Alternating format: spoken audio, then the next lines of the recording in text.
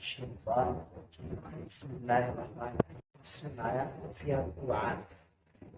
يا أيها المدثر قم فأنذر ربك فكبر وثيابك فطهر والرجز فاهجر ولا تمنن تستكثر ولربك فاصبر. سورہ مدثر 74ویں سورت مکہ مکرمہ میں نازل ہوئی اور اس میں 56 آیتیں دو رکوع. تو سب سے پہلے اقرا اس کی 5 آیت نازل ہوئی سورہ علق. اس کے بعد میں بیچ میں وقفہ ہوا تو بعد میں پھر یہ نازل ہوا، اس وقفے کے بعد یہ نازل ہوا.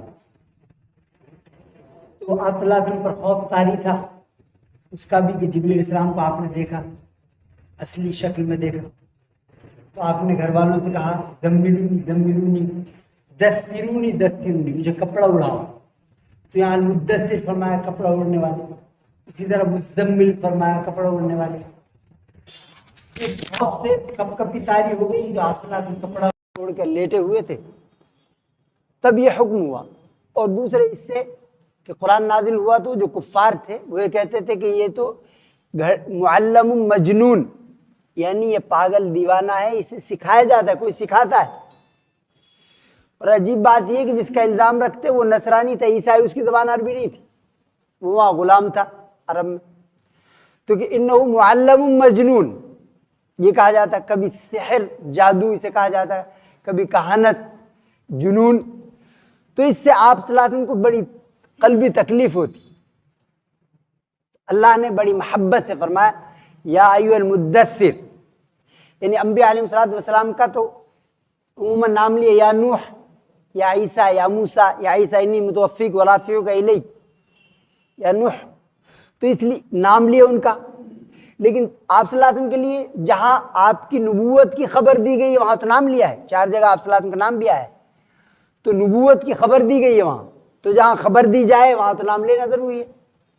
لیکن یہاں تلطف اور محبت سے یہی فرمایا یا ایھا النبی یا ایھا المدثر، یہاں بھی فرمایا یا ایھا المدثر، یعنی آپ کے لیے اس میں تسلی ہے، محبت ہے. ایک کپڑا اوڑھ کر لیٹنے والے، قم اٹھو، اٹھو یعنی کمر کس لو. اللہ کے پیغام کو اللہ کے بندوں تک پہنچانے کے لیے کمر کس لو. قم فانذر، اور لوگوں کو ڈراؤ. آپ صلی اللہ علیہ وسلم کا ایک نام ہے بشیر، مبشر یعنی خوشخبری سنانے والا، لیکن یہاں انذار کی بات فرمائے، انذر، لوگوں کو ڈراؤ. چونکہ اس وقت کفر کا ماحول تھا، تاریکی تھی، کفر و شرک، بتوں کی پوجا ہوتی تھی، تو اللہ کی اطاعت کرنے والا کوئی نہیں تھا، خوشخبری کسے سنائے. تو اس لیے پہلے یہ حکم نازل ہوا ڈراؤ ان کو، شرک سے، کفر کے برے انجام سے ڈراؤ لوگوں کو. فانذر، انذار بولتے ہیں اعلام مع تخویف، یعنی اعلان بھی ہو اس کے ساتھ برے انجام سے خوف بھی دلایا جائے. یعنی اگر تم اللہ پر، اس کے رسول پر ایمان نہیں لاتے تو پھر اللہ کی گرفت سے، جہنم کی آگ سے بچ نہیں سکتے. قم فانذر وربک فکبر، اور اپنے رب کی کبریائی، بڑائی بیان کرو لوگوں کے سامنے. اسی سے اللہ اکبر ہے، اللہ سب سے بڑا ہے، اللہ اکبر من کل شیء، یعنی یہ فرمایا کس سے بڑا ہے؟ نہیں، ہر چیز سے بڑا ہے، ہر چیز کا وہ خالق ہے، ہر چیز اس کی مخلوق ہے. وَرَبَّكَ فَكَبِّرْ، اپنے رب کی بڑائی کا اعلان کرو. وَثِيَابَكَ فَطَاهِرْ، اور ایک حکم دیا اپنے کپڑوں کو پاک رکھو. تو یہ اس لیے فرمایا کہ وہاں آج کے بھی غیر مسلم وہ پاکی کا خیال نہیں رکھتے اور وہ بھی پاکی کا خیال نہیں رکھتے تھے. تو یہ کپڑے سے مراد یہ ہے کہ ظاہری کپڑے، اور اس سے کپڑے سے شخصیت بھی مراد. یعنی عرب میں بولا جاتا ہے مطہر الثیاب، اس کے لیے بولا جاتا ہے تو پاک باز ہو، یعنی جس کے پاک دامن ہو، گناہوں کا داغ نہ ہو. تو اپنی ذات کو گناہوں سے بچائیے. تو اسی لیے جگہ کی پاکی، کپڑوں کی پاکی، جسم کی پاکی، یہ فرض ہے نماز کے لیے. وَثِيَابَكَ فَطَاهِرْ وَالرُّجْزَ فَاهْجُرْ، اور اسی اپنی ذات کو، اپنے قلب کو کفر سے، شرک سے، اپنے عمل کو ریاکاری سے، نفاق سے بچاؤ. وَثِيَابَكَ فَطَاهِرْ، تو آپ صلی اللہ علیہ وسلم تو سراپا پاک تھے، اور تمام پاکوں کے آپ سردار ہیں، پاکی تو آپ نے سکھائی دنیا والوں کو، تو اس لیے یہ حکم تمام پوری امت کو، وَثِيَابَكَ فَطَاهِرْ، اور یہاں کو وَالرُّجْزَ فَاهْجُرْ، رجز بولتے ہیں بتوں کو مورتیوں کو، ان کا نام لیا وَالرُّجْزَ فَاهْجُرْ، اور بتوں سے دور رہیے۔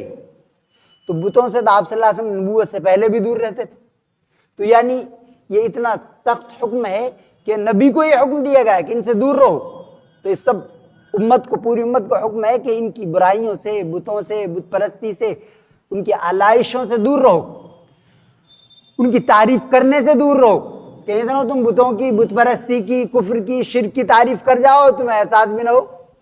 اور کفر و شرک کی تعریف کا مطلب ہے توحید کی مذمت کرنا، توحید کی برائی کرنا، یعنی ظالم کے ساتھ دینے کا مطلب ہے مظلوم سے دوری، مظلوم کے لیے ناانصافی۔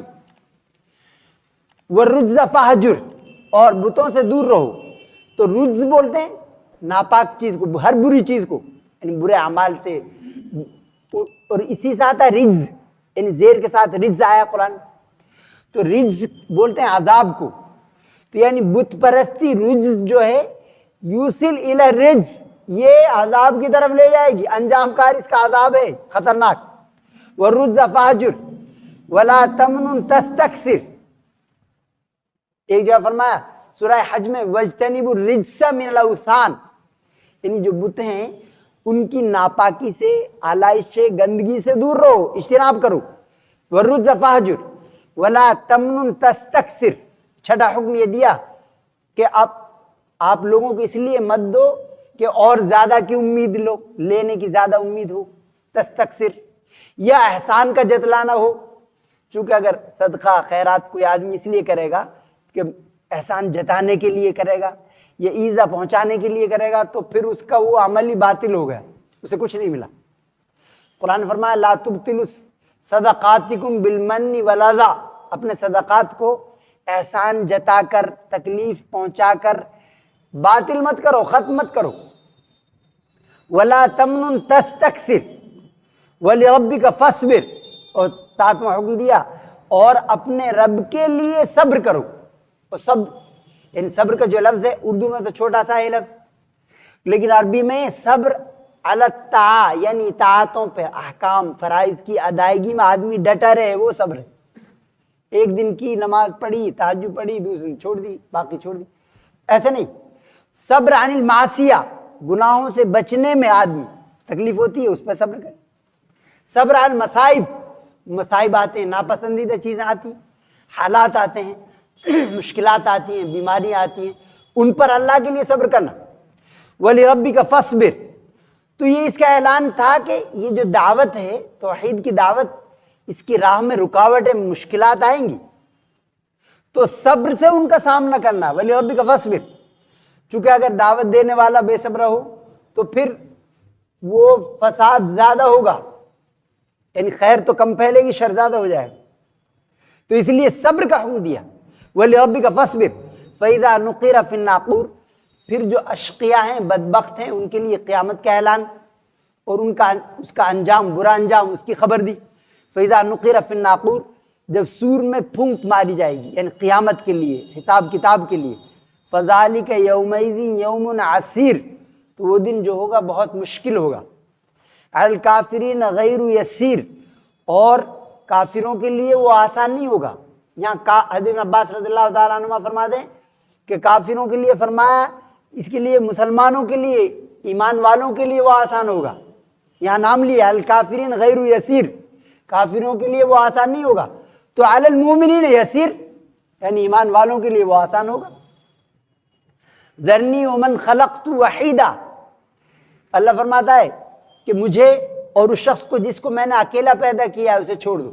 ولید بن مغیرہ یہ کہتا تھا کہ یہ قرآن، اس نے دیکھا کہ یہ تو ریاست کرسی زد میں آ رہی ہے اس کے، تو اب یہ ایسا کرو، قرآن سے سب لوگ متاثر ہو رہے ہیں اور فوراً وہ ان کا کلمہ پڑھ لیتے ہیں، تو انہوں نے یہ چال چلی کہ یہ کیا کہیں مل کے، کہ اسے کہیں کیا، لوگ آتے ہیں پوچھتے ہیں کیا ہے، تو انہوں نے کہا ایسا ہے، اسے جادو کہو، جادو ہے جادو۔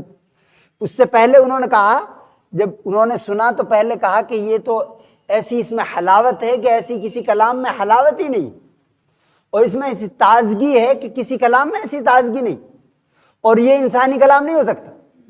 پھر اس کے خلاف اس نے یہ گھڑ لی بات کہ اسے یہ کہو جادو ہے۔ تو اللہ نے اس کا ذکر فرمایا ذرنی ومن خلقت وحیدا، مجھے اور اسے جس کو میں نے اکیلے پیدا کیا ہے اسے چھوڑ۔ ایک یہ کہ وحید اس کا لقب تھا، وحید مطلب بے نظیر، بے مثال، اپنی حکومت میں، ریاست میں، اپنی سرداری میں بے مثال۔ تو حق تعالیٰ شانہ نے اسی لفظ کو استعمال کیا، اور وحیدہ کے دوسرے معنی میں یہ استعمال کیا کہ اس کو جب ہم نے پیدا کیا تو وہ اکیلا تھا، تنہا تھا، اولاد مال اس کے ساتھ نہیں تھی، ریاست حکومت اس کے ساتھ نہیں تھی۔ ذرنی ومن خلقت وحیدا وجعلت له مالا ممدودا، اور ہم نے اسے خوب مال دیا، اس کے پاس بے پناہ مال دیا ہم نے۔ وبنین شہودا، اور حاضر رہنے والی اولاد دی، لڑکے دیے خاص طور سے، بنین لڑکے تھے، کہتے ہیں 10 لڑکے تھے۔ حضرت خالد رضی اللہ تعالیٰ عنہ کے والد ہیں، حضرت خالد جو اللہ کی تلوار ہیں، سیف اللہ۔ وبنین شہودا ومہدت لہ تمہیدا، اور اس کے لیے پورا سامان کیا، سب چیز آسان کر دی۔ تو اس سے یہ پتہ چلا کہ بے پناہ مال دولت اولاد کا ہونا اگر خیر کی طرف نہیں جاتا آدمی تو پھر وہ کوئی خیر کی چیز نہیں ہے۔ کسی کے پاس بے پناہ مال ہے، دولت اولاد ہے، تو وہ یہ نہ سمجھے کہ وہ تو خیر والا ہو گیا، اس پہ گھمنڈ غرور کرتا پھرے۔ اگر اس سے خیر کی توفیق چھین لی گئی تو وہ سب سے زیادہ بدبخت ہے وہ۔ تو اس لیے اگر مال ہے، اولاد ہے، اور خیر کی اسے توفیق ہے تو اچھا ہے، لیکن اگر خیر کی اسے توفیق ہی نہیں ہوتی اور مال اولاد خوب ہے اس کے پاس، تو اس کا مطلب پھر توفیق سلب کر لینا یہ سب سے بڑی بدبختی ہے اس کی۔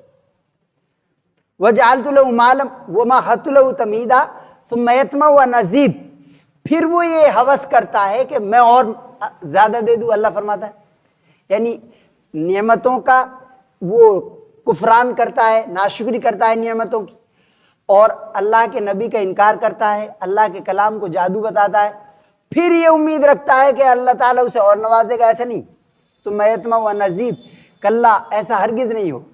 انہ کان لآیاتنا عنیدا، وہ ہماری آیتوں کا سخت مخالف ہے۔ سأرہقہ صعودا، اس کی سزا کا ذکر فرمایا، ہم اس کو ایک سخت گھاٹی پر چڑھائیں گے جہنم میں۔ انہ فکر وقدر، پھر وہ جو صورتحال اس نے جو گھڑی تھی، آپ صلی اللہ علیہ وسلم کے خلاف تجاویز رکھی تھی، وہ صورتحال جو پیش آئی اس کا ذکر فرمایا کہ بھون کس طرح بنایا اس نے۔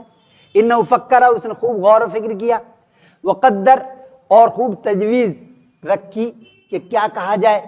لوگ آئیں گے پوچھیں گے آپ کے بارے میں، آپ کی نبوت کے بارے میں اور اس کلام کے بارے میں۔ فقتلا، اس کا ناس ہو، کیف قدر، کیسی تجویز اس نے پیش کی۔ ثم قتلا، پھر اس کا ناس ہو، کیف قدر، کیسی تجویز اس نے پیش کی۔ ثم نظر، اس نے غور کیا، دیکھا۔ ثم عبسا، اور منہ بنایا۔ عبسا، شکنے اس کی ماتھے پر، پیشانی پر آ گئی۔ وبصر، اور کراہیت اس کی، یعنی چہرہ بدل گیا، چہرہ سیاہ ہو گیا۔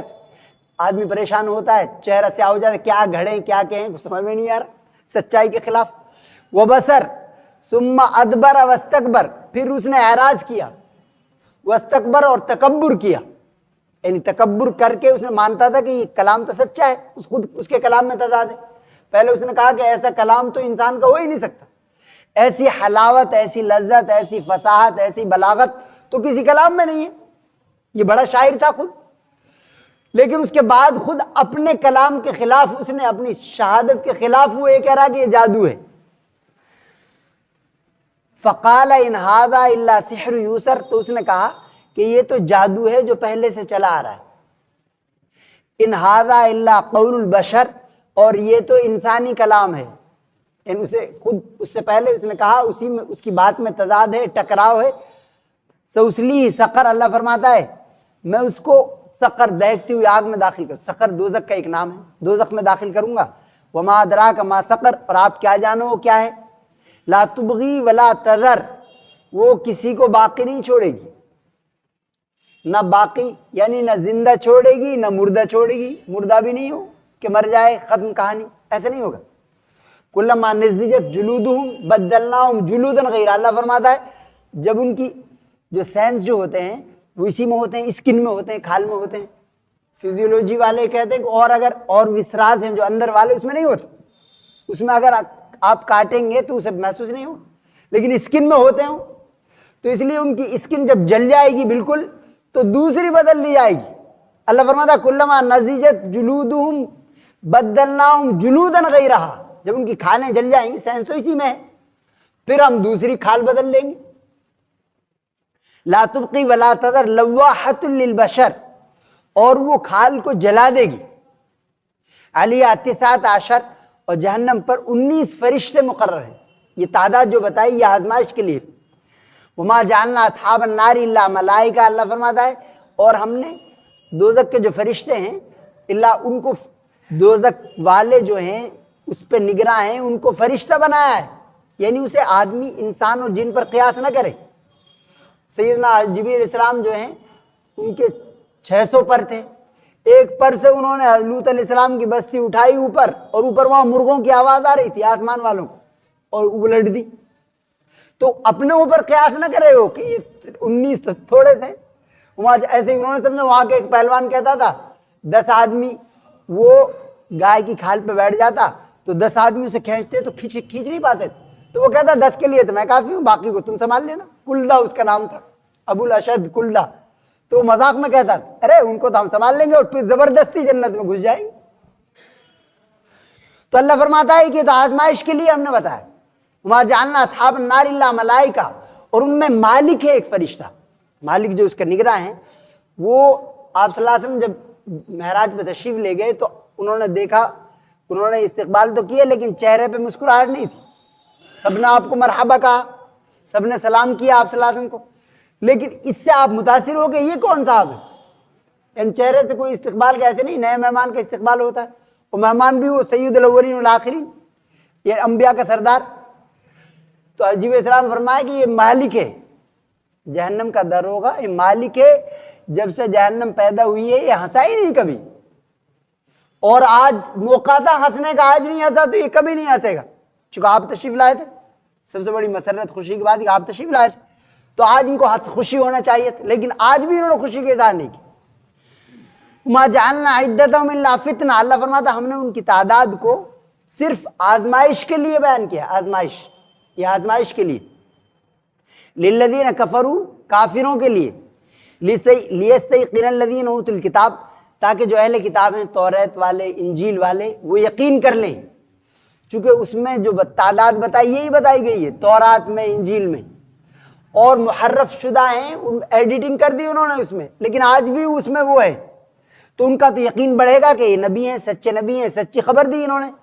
لیستیقن الذین اوتوا الکتاب، جو ایمان لے آئے وہ تو یقین کریں گے، اور جو جھوٹے ہیں وہ تو مانیں گے نہیں کہ ہے ہی نہیں ایسا. لیستیقن الذین اوتوا الکتاب ویزداد الذین آمنوا ایمانا، اور ایمان والوں کا ایمان بڑھے گا اس سے، چونکہ اللہ نے جو فرمایا سچا ہے، وہ بات سچی ہے، اور نبی وہ سب سے سچا ہے، اس کی بات بھی سچی. ولا یرتاب الذین اوتوا الکتاب والمؤمنون، تو یہ وہ لوگ جن کو کتاب دی گئی ہے اور ایمان والے وہ شک نہیں کریں گے. وَلِيَقُولَ الَّذِينَ فِي قُلُوبِهِم مَرَضٌ وَالْكَافِرُونَ، تو تاکہ وہ لوگ جن کے دلوں میں بیماری ہے، یعنی نفاق کی، شک کی بیماری ہے، چونکہ ایمان نام ہے زبان سے اقرار کا، دل سے تصدیق کا، اور عمل سے، اور جوارے جو ہیں اعضاء ہاتھ پیر ان سے عمل کرنے کا نام ہے. تو جن کے دلوں میں کھوٹ ہے، بیماری ہے، وہ تو کہیں گے ماذا اراد اللہ بہذا مسئلہ، کہ اللہ نے اس مثال سے کیا مراد لی ہے، پتہ نہیں کیا ضرورت تھی اس کی، یعنی 19 فرشتے، اتنے بڑی مخلوق، تو وہ شک کریں گے. ماذا اراد اللہ بہذا مسئلہ کذالک یضل اللہ من یشاء ویہدی من یشاء، اسی طرح اللہ جسے چاہتا ہے راہ سے ہٹا دیتا ہے، گمراہ کر دیتا ہے، تو جسے چاہتا ہے سیدھا راستہ بتاتا ہے. وما یعلم جنود ربک الا ہو، اور تیرے رب کا جو لشکر ہے اسے صرف وہی جانتا ہے. آپ صلی اللہ علیہ وسلم فرمایا کہ آپ جب تشریف لے گئے وہاں تو وہاں تل رکھنے کی جگہ نہیں تھی، ہر جگہ فرشتے تھے، راکعاً ساجداً، کوئی سجدے میں کوئی رکوع میں جگہ نہیں تھی وہاں. اللہ فرماتا ہے وما یعلم جنود ربک الا ہو، تیرے رب کے جو لشکر ہیں ان کو صرف وہی جانتا ہے، ان کی صحیح تعداد. وما ہی الا ذکریٰ للبشر، اور یہ تو انسان کے لیے سراپا نصیحت ہے۔ معذور، معذور اسے کہتے ہیں کہ جو نماز کا وقت گزر جائے اور اس کی حالت ختم نہ ہو، یعنی کسی کی بلیڈنگ ہو رہی ہے، کوئی خاتون ہے جیسے بلیڈنگ ہوتی ہے MC وغیرہ سے آگے، تو بلیڈنگ استحاضہ میں ہوتی ہے، یہ کوئی خون نکل رہا ہے، یہ کسی کو ریاح خارج ہوتی ہیں، تو اسے پریشانی ہے، وضو باقی نہیں رہ سکتا اس کا، یعنی اتنی دیر بھی نہیں رہ سکتا کہ وہ فرض نماز پڑھ لے، عصر کی نماز پڑھ لے، تو پھر وہ معذور سمجھا جائے گا۔ اور معذور کا حکم یہ ہے کہ وہ اسی وقت کے لیے وضو کرے گا، پھر چاہے بلیڈنگ ہوتی رہے، کچھ بھی ہوتا رہے، اور اسی سے نماز پڑھے گا جب تک دوسری نماز کا وقت نہ ہو جائے، یعنی اس وضو سے۔ لیکن اگر کوئی اور چیز جیسے نے وضو کیا، استنجا کیا، تو پھر تو ٹوٹ جائے گا اس کا وضو۔ لیکن اس وضو کرنے کے بعد جب تک کوئی اور وضو توڑنے والی چیز پیش نہیں آئی، تو اس وضو سے وہ قرآن بھی پڑھے گا، نماز بھی پڑھے گا، چاہے بلیڈنگ ہوتی رہے، کچھ بھی ہوتی رہے۔ اور معذور نماز معاف نہیں ہوتی، چاہے وہ جتنا، جب تک وہ اشارے سے بھی پڑھ سکتا ہے نماز۔ ہمارے یہ کہ وہ نماز ہی نہیں پڑھتے، وہ کہ جی مجھے ایسا لگا کہ سخت سردی تھی، ایک اچھے خاصے ڈاکٹر وہ کہہ رہے سخت سردی تھی اور پانی تھا نہیں، تو میں نے نماز ہی نہیں پڑھی۔ تو وہاں تیمم کر کے نماز پڑھے، اگر اسے ایسا ڈر ہے بیمار ہو جائے گا وہ، یا پانی نہیں ملتا ہے یا پانی نقصان دہ ہے اس کے لیے، تو نماز نہ چھوڑے، تیمم کر کے نماز پڑھے، تو اسی میں اس کی عافیت۔ لیکن ہم کیا کرتے ہیں، اپنے بیماروں کو یہ کہتے ہیں چلو چھوڑو، نماز بھی چھوڑ دو، اب وہ اور زیادہ بیمار ہو، دل کا بھی بیمار ہوگا، وہ جسم کا بھی بیمار بن جائے گا۔ فَلِلَّهِ الْحَمْدُ رَبِّ السَّمَاوَاتِ وَرَبِّ الْأَرْضِ رَبِّ الْعَالَمِينَ وَالْكِبْرِيَاءُ فِي السَّمَاوَاتِ وَالْأَرْضِ وَالْعَزِيزِ الْحَكِيمِ اللهم صل على محمد وعلى آل محمد كما صليت على إبراهيم وعلى آل إبراهيم إنك حميد مجيد اللهم بارك على محمد وعلى آل محمد كما باركت على إبراهيم وعلى آل إبراهيم إنك حميد مجيد۔ یا اللہ محض فضل سے، محض رحمت سے، غیر استحقاق کے ہمارے گناہوں کو معاف فرما۔ یا اللہ ہماری خطاؤں کو درگزر فرما۔ یا اللہ ہر کفر کو، ہر شرک کو اسلام اور ایمان میں تبدیل فرما۔ یا اللہ ہر معصیت اور گناہ کو اطاعت میں تبدیل فرما۔ یا اللہ جو پریشان حال ہیں ان کی پریشانی کو دور فرما۔ یا اللہ جو بیمار ہیں ان کو شفا کو نصیب فرما۔ یا اللہ جو وفات پا چکے ہیں ان کی مغفرت فرما، ان پر رحمت فرما۔ یا اللہ اپنی سچی محبت، سچی معرفت پیدا فرما، رسول پاک صلی اللہ علیہ وآلہ وصحبہ وسلم کی سچی محبت، سچی اطاعت پیدا فرما۔ یا اللہ ہمارے افراد کی، ہمارے اداروں کی حفاظت فرما۔ یا اللہ ہماری جان، مال، عزت آبرو کی حفاظت فرما۔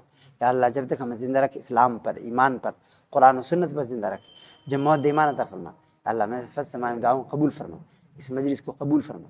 اللہم انا نسألک من خیر ما سألک منہ نبیک محمد صلی اللہ علیہ وآلہ وصحبہ وسلم، ونعوذ بک من شر ما استعاذ منہ نبیک محمد صلی اللہ علیہ وآلہ وصحبہ وسلم، وانت المستعان وعلیک البلاغ ولا حول ولا قوة الا باللہ، وصلی اللہ علی خیر خلقہ محمد وآلہ وصحبہ وسلم برحمتک۔